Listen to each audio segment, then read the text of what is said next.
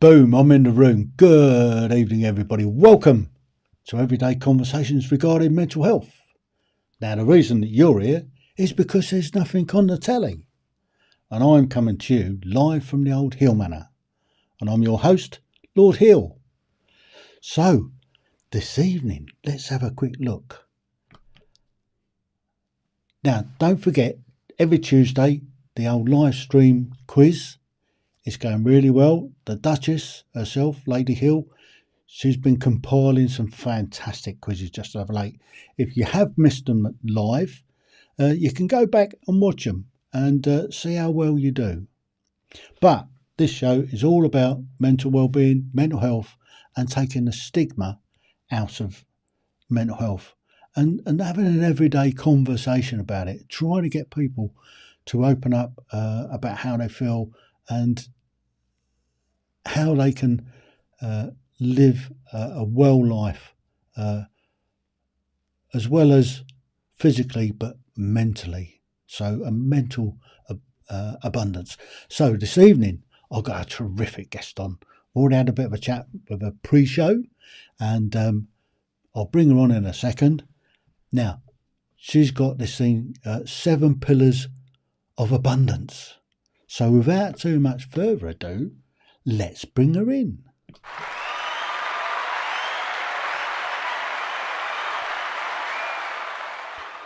Welcome, Rebecca. Thank you. It's so great to be here, Tim. I'm looking forward to this. This is going to be fascinating. Already, I know it's going to be a fascinating chat. So, It's going to be Rebecca, amazing. if you can let us know a little bit about your background, how you got to where you are, and what you do, and then we'll carry on the conversation after you give us a brief resume of what you do. The floor is Yes, yours. yeah, thank you. It's really mind-blowing to me that I got voted Life Coach of the Year because I moved to LA 22 years ago to pursue my childhood dream of being an actress. And I had small parts on big shows like Friends, CSI, and 24. And I fell into the children's acting school business. And when I was working with the kids, I had a great time because I don't have kids of my own. And I really enjoyed the schedule because the kids are available after school and on the weekend for class. And during the days, I had my own schedule. So I found myself attending lectures with great spiritual teachers, people like Michael Beckwith, Abraham Hicks, Louise Hay, Marianne Williamson, Wayne Dyer, and I really studied the law of attraction, and it started to work. I was making 6 figures, working part time in a kids' acting school, which was unheard of. And the one area that it didn't work because of my own thinking was in my love life. And I had many painful relationships with men who were emotionally unavailable, narcissistic, and I ended up marrying one. And 3 years after getting married, I filed for divorce. And as my marriage was slowly unraveling, my dad was slowly dying in a nursing home. And I was flying back and forth all the time from Los Angeles to Cincinnati, where my dad was. And in one of our last conversations, he said, Rebecca, I think you should write a book. The way you live life, it's like you're always on vacation, and I think you should write about it. And my dad was buried on a Wednesday. 72 hours later, my divorce was finalized on a Friday. And although it was devastating, I kept showing up for my life. And a few months later, I was sitting across the desk from my financial planner. And he said, Rebecca, I'm shocked. I know you lost your dad and your marriage this year, but you've actually become a self made millionaire. And I think you should teach people how you were so resilient. So I was like, yes, that's exactly what I'm going to write about. So I wrote a book. It's called How to Make a 6 Figure Income Working Part Time. And in the book, I divide life into 7 key areas. I call them my 7 pillars of abundance.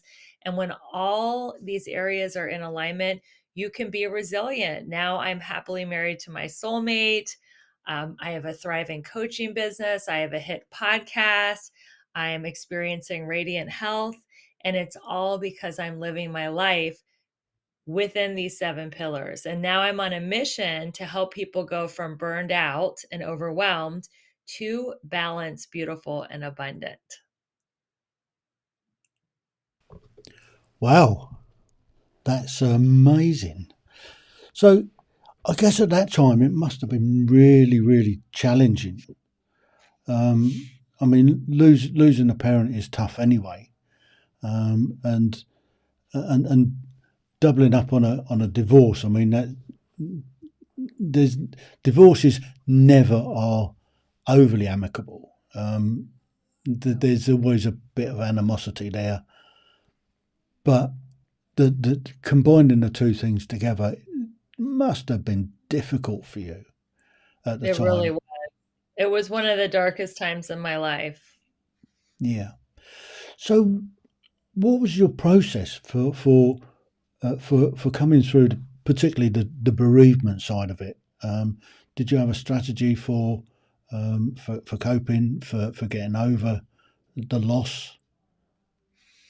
Yeah, I think that grief is something that you can't force it to happen and just say, "Oh, I'm just going to cry all day and then I'll be done with the grief." It's an ongoing process, and I believe that our soul is like an open sky and our emotions are the weather, and I just don't attach to negative feelings. I let them kind of wash over me and I experience them, and I let go. And I feel like exercise was a really important part of moving through the negative emotions, journaling, having a morning practice, just being really consistent with my rituals and routines and habits, while at the same time giving myself quiet time and giving myself space in my schedule to really heal.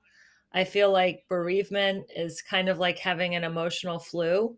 When you have the flu, you're not going to, function at the same level as you would if you were feeling healthy. So just babying myself and not scheduling as much and moving slower through my days, all that helped me move through the grief. Mm. So, I mean, did you have any counselling? Did that help at all, or did you just deal with it on a daily basis yourself? How was that done? I had a therapist. Yes, I did have a therapist. And then I switched from a therapist to a life coach because I was like, okay, I've felt all my feelings and now I don't want to stay stuck. I want to start taking action. So I actually hired a coach. So yeah, I had a therapist. I had a coach. I am in 12-step groups, so I shared about it in my meetings. um, I think sharing about it is a great way to get it out of your body. So I talked about the feelings, cried in front of people, let people hold me up. A big part of my journey has been allowing myself to receive because I'm very self-sufficient, and just being vulnerable and sharing my heartache and letting people lift me up was a big part of the healing. Mm. And coupled with that, I mean, going through a divorce, particularly uh, from a bad relationship, how did that affect that process? I was happily divorced. I was like, it was someone who did not want to let go of the relationship. He did not want to move out. He did not want to sign the paperwork. And I feel that my dad, when he got to the other side of the veil, helped the divorce go through. So the fact that my dad died on a Wednesday and the divorce papers were signed on a Friday, I was very relieved because it was financially draining to have someone who kept stalling the divorce. I had to Mm. keep paying for the lawyers. I paid for my lawyer and his lawyer, and I just wanted it to be done. So I was happily divorced, and it was very expensive, but I would say to myself that my freedom doesn't have a price tag, and I'm the best investment I'll ever make, and I'm just so glad that divorce was finalized. Mm. So, how long did it take you to sort of to move on properly and start writing the book? I wrote the book uh, very, very close to when everything happened. I mean, probably my dad, he died in 2016, and I wrote the book in the beginning of 2017, and it was released in 2018. So I feel like pain is a great source of creativity, and I wanted to channel that pain into something positive. And because one of my dad's dying wishes was to write a book, I felt like that was a great way to honor his memory. Hmm. So moving on slightly then. So you've got the book all published and everything. What were you doing for your business at the time? What work were you doing? How did you make a living? I was not a coach yet. I was still working in the children's acting school business, which I still do 3 days a week, uh, because I really enjoy working in the performing arts. And I too recently got an acting agent right when I thought I was totally out of the game and just focused on my coaching and my podcast and my book. I got an agent. So I like to call myself the magnetic abundance mentor, because I really believe that when you have your thoughts and your life in alignment, you can magnetize unexpected miracles. So um yeah, so I forgot your question. What was your question? Well, I've forgotten it now. Such a great answer. What was I doing when I was writing the book? Yes, Yeah. I was working in the kids acting school business, and I just wrote the book to honor my dad. I didn't know if it was going to become a coaching business. I wasn't even thinking about that at the time. I wasn't thinking about a podcast.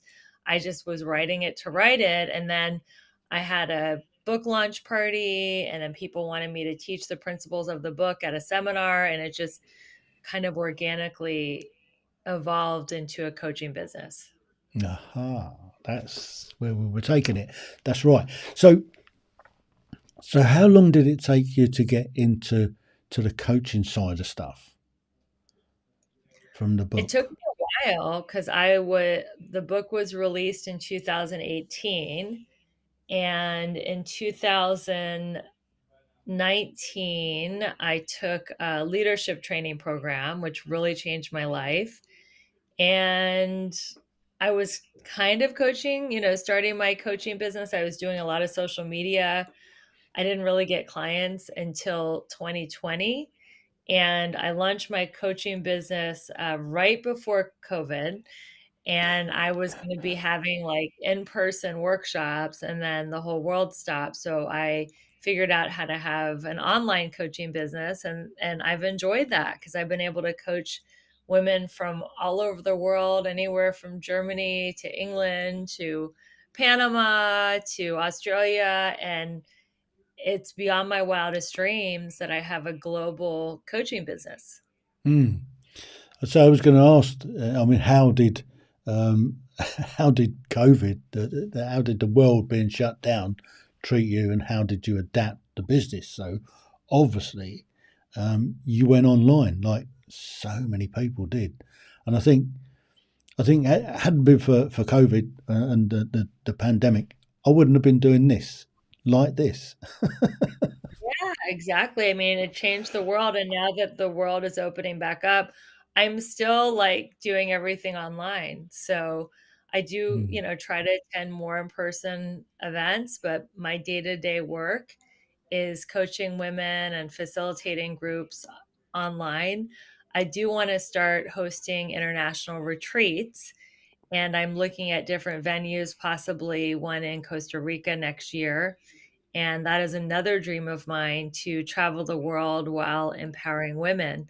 And the retreat is going to be on how they can manifest their soulmate in midlife. Aha. Yeah. So tell us a little bit more um, about your business and um, how you find the women to start with, how you find your clients, and how you go about um, coaching them to change their lives. Yeah. Well, women usually come to me because they feel stuck.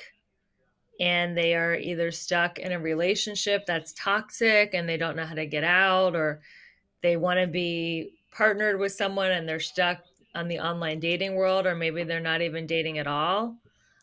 Or financially, they're in a dead end job that's no longer fulfilling and they want to get out.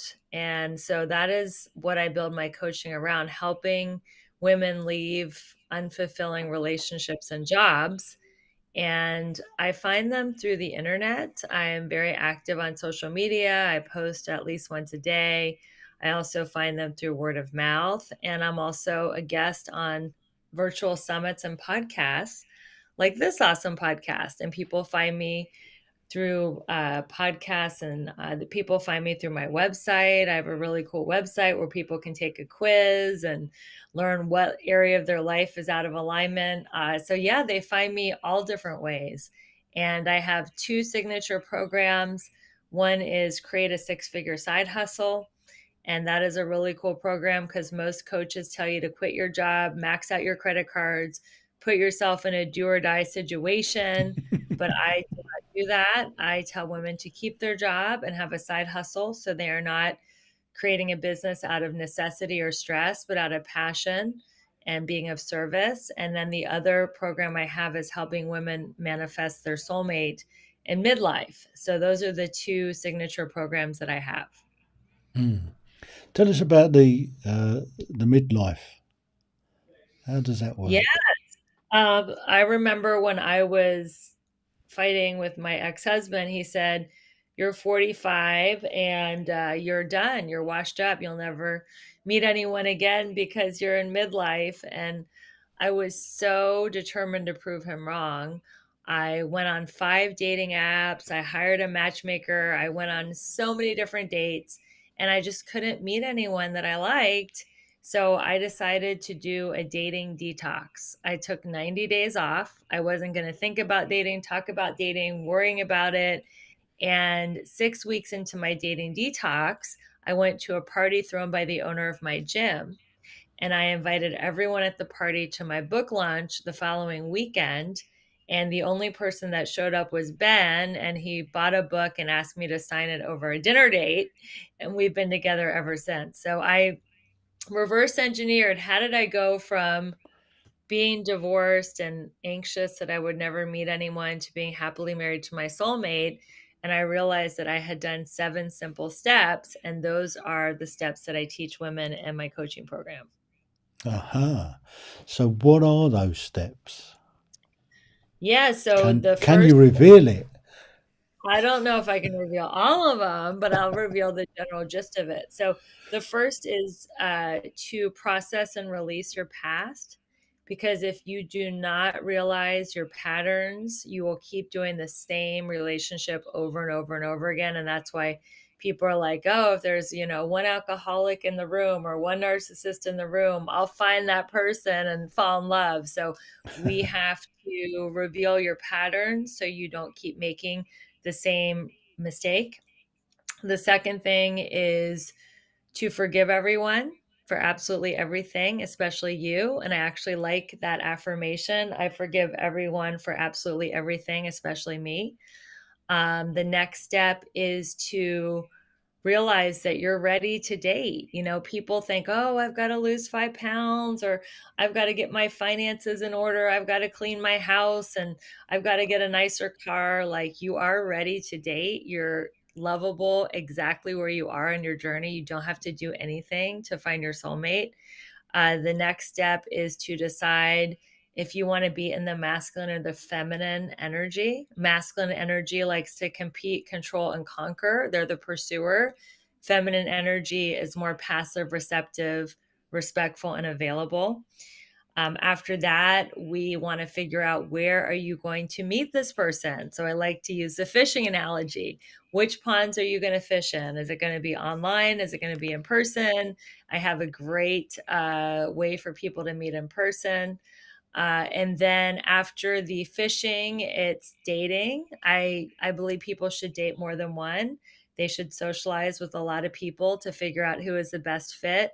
Then, when they decide who they want to be exclusive with, I teach them how to negotiate exclusivity.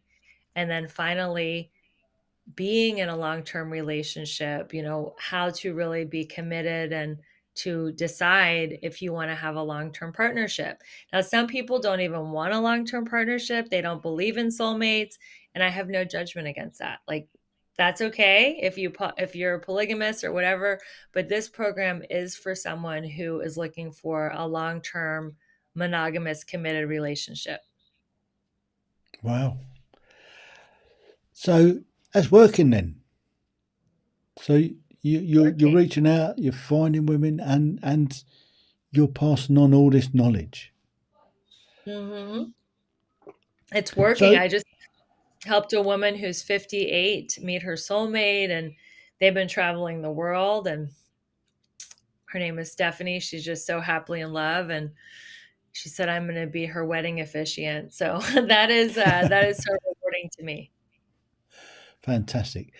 So, how would uh, a lady be able to find you? How would she make contact with you in the first place?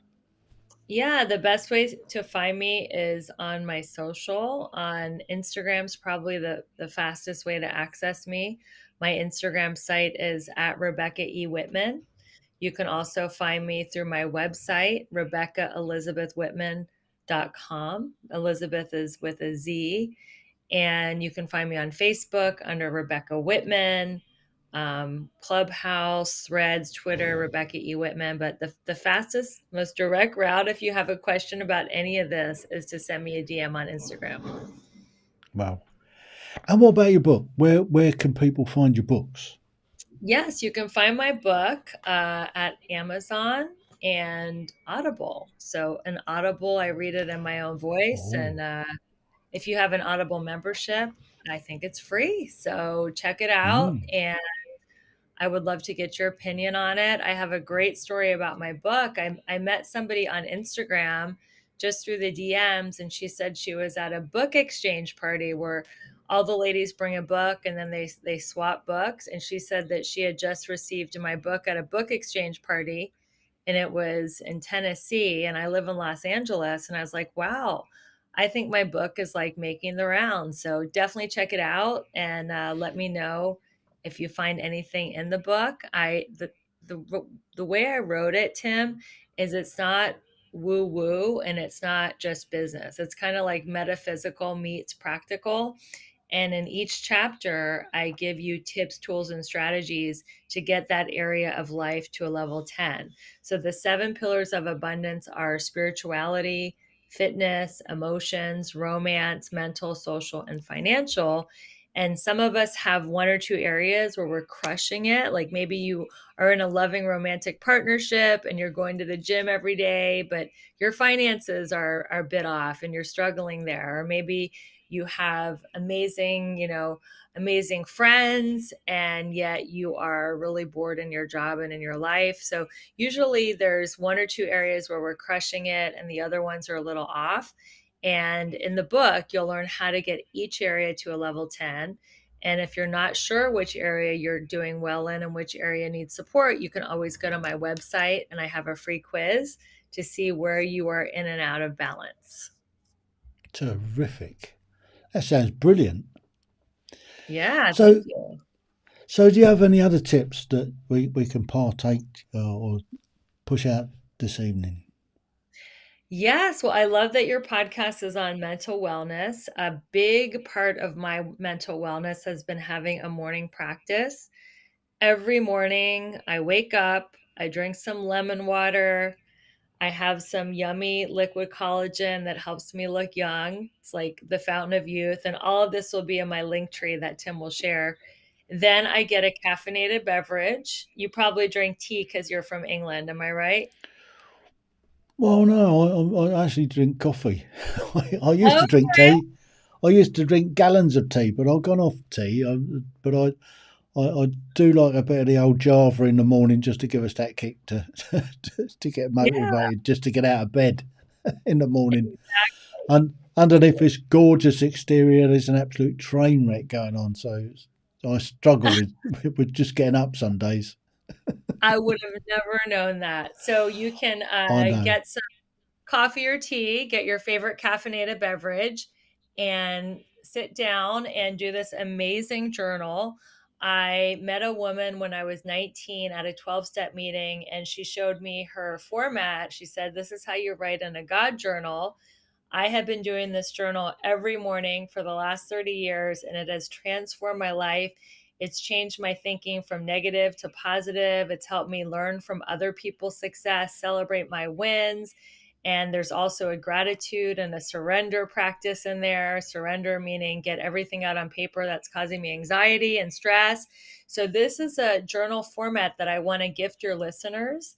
And this is going to be in the Linktree link that Tim will share. So I write in my abundance journal, I do prayer, meditation, and then I'm off to the gym. And doing this has really transformed my life. It has given me so much stability, and it has given me resilience. And that's why I feel I am able to go through situations like the loss of a parent, the loss of a marriage. And instead of it just crippling me, I came out even stronger because of this morning practice. And I'm really excited for your listeners to get their hands on these journal prompts, because I know it will transform their life. And I know your listeners are all about mental wellness. So it's definitely going to get you guys to the next level.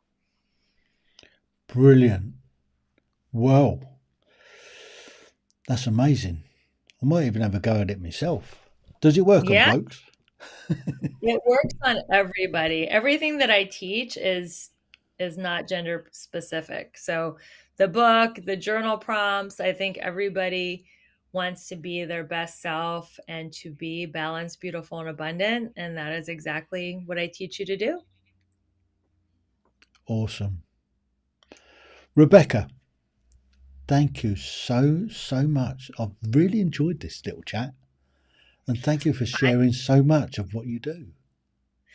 Thank you for having me on your show, and thank you for your service to your country. And, we were just talking about before we hit record that you gave so much of your life to being of service to your country. And I think that is so beautiful. And what you're doing here with this podcast, you're being of service, and keep being such an amazing servant leader. And it was a pleasure to meet you, Tim. No, it's an absolute pleasure to meet you. And the reason that this carcass is worn out is because of the military service. Yeah, it's great. Well, you used it up for a great cause. Absolutely. Wow, what a fascinating lady. So if you want to get any of Rebecca's stuff, you'll find it all down in the links. I'll pop the links in where you can find her, where you can get the book. I'm definitely going to download the Audible. I love audio books. And so don't forget next week's quiz. Don't forget next week's everyday conversations regarding mental health. If it's your first time here, please subscribe to the channel. It is free, obviously. Apparently, if you click the like button, click the bell icon, it'll notify you when I go live. But I go live every week just before 7 o'clock British Summer Time. Soon to be Greenwich Mean Time, because we fall back. So that's a month away. Anyway, so until next week, TTFN. Ta-ta for now.